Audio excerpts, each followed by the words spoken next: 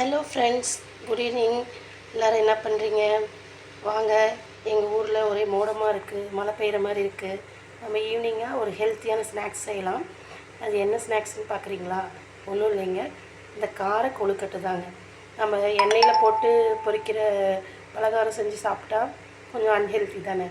அதனால் இன்றைக்கி நம்ம இட்லி பாத்திரத்தில் வேக வைக்கிற மாதிரி இருக்க கொழுக்கட்டையை எப்படி செய்கிறதுன்னு பார்க்கலாம் வாங்க. அதுக்கு தேவையான பொருட்கள் ரொம்ப சிம்பிள் திங்ஸ் தான், வீட்டில் இருக்கிற பொருட்கள் தான். அரிசி மாவு 1 கப், அடுத்து பாருங்கள் கடுகு, உளுத்தம்பருப்பு, கடலப்பருப்பு கலந்து வச்சுருக்கேன் நான். வரமிளகாய், கருவேப்பிலை பொடியாக நறுக்கினது, கொத்தமல்லி தழை பொடியாக நறுக்கினது, ஒரு வெங்காயம் பொடியாக நறுக்கினது. அவ்வளோதான் ஃப்ரெண்ட்ஸ். எப்படி செய்கிறதுன்னு பார்க்கலாமா? வாங்க வீடியோக்குள்ளே போகலாம். அடுப்பில் ஒரு கடாயை வச்சு எண்ணெய் நம்ம கொஞ்சமாக ஊற்றிக்கிறோம். அது நல்லா காஞ்சதும் நம்ம கடுகு, உளுத்தம்பருப்பு, கடலப்பருப்பு கலந்து வச்சுருக்கோம் பார்த்திங்களா, அதை போடணும். கொஞ்சம் போட்டுக்கணும். அது போட்டு நல்லா பொன்னிறமாக வரும்போது நாம் கருவேப்பிலை தழையை போடுறோம்.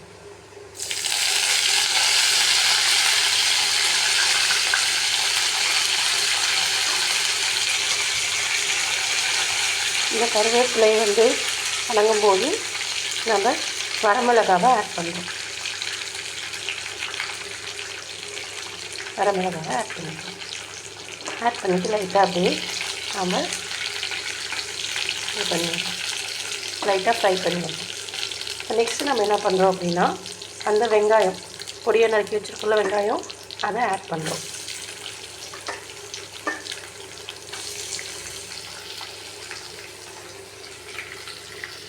அதை ஆட் பண்ணிட்டோம்.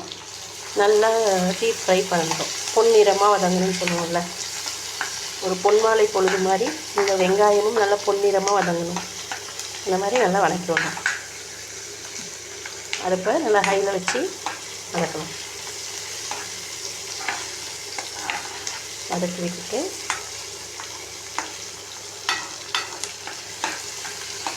இந்த டைமில் கொஞ்சமாக நமக்கு பெருங்காயம் வேணும் அப்படின்னா பெருங்காயம் போட்டுக்கலாம். பெருங்காயம் கொஞ்சமாக ஆட் பண்ணி பார்க்கலாம். பெருங்காயத்தை கொஞ்சமாக ஆட் பண்ணுறோம்.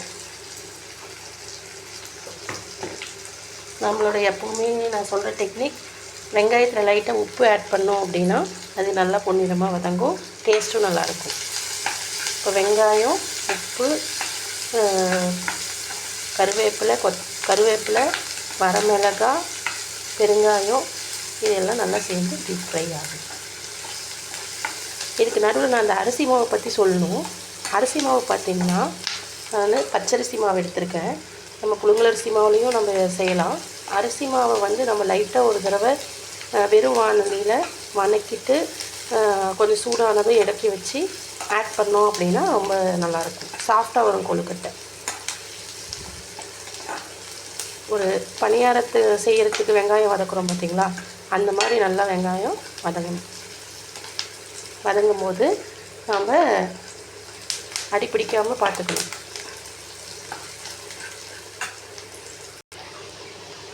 இப்போ பாருங்கள் நல்லா வதங்கிடுச்சு. இந்த ஸ்டேஜில் நம்ம என்ன பண்ணுறோம் அப்படின்னா, நம்ம எந்த கப்பில் அரிசி மாவை எடுத்துருக்கோமோ அந்த கப்புலையே அதை விட டபுள் மடங்கு தண்ணி ஊற்றணும். இப்போ 2 கப் அரிசி மாவு எடுத்தோம்னா 4 கப் தண்ணி ஊற்றணும். 1 கப் அரிசி மாவு எடுத்தோம்னா 2 கப் தண்ணி ஊற்றணும். நான் ஊற்றுறேன்.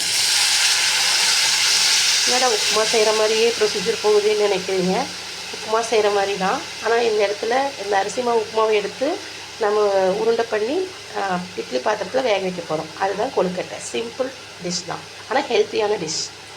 இதில் நீங்கள் கேரட்டு அந்த மாதிரி வெஜிடபிள்ஸ், ஈஸியாக வேகிற வெஜிடபிள்ஸ் கூட ஆட் பண்ணிக்கலாம். இப்போ பாருங்கள் தண்ணி ஆட் பண்ணிட்டோம். இப்போ இது நல்லா ஒரு கொதி வரணும். இந்த தண்ணி நல்லா கொதி வந்ததுக்கப்புறம் நம்ம அரிசி மாவை இதில் ஆட் பண்ண போகிறோம். கொதிக்கிற வரைக்கும் வெயிட் பண்ணி பார்க்கலாம். பாருங்கள் ஃப்ரெண்ட்ஸ், நல்லா கொதிக்குது. நல்லா கொதி வரும்போது நம்ம இப்போ தான் இந்த மாதிரி டைமில் தான் அரிசி மாவை ஆட் பண்ணணும். பாருங்கள் நல்லா கொதிக்குதா. இப்போ நான் அரிசி மாவை ஆட் பண்ணுறேன். அப்படியே பரவலாக கொட்டுறோம். கொட்டிட்டு நம்ம கலக்கி விட்டுக்கலாம். அடுப்பை சிம்மில் வச்சுக்கணும்.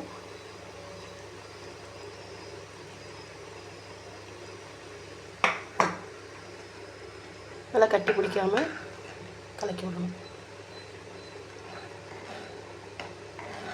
அது ஒரு மாதிரி திரி திரியாக வரும்.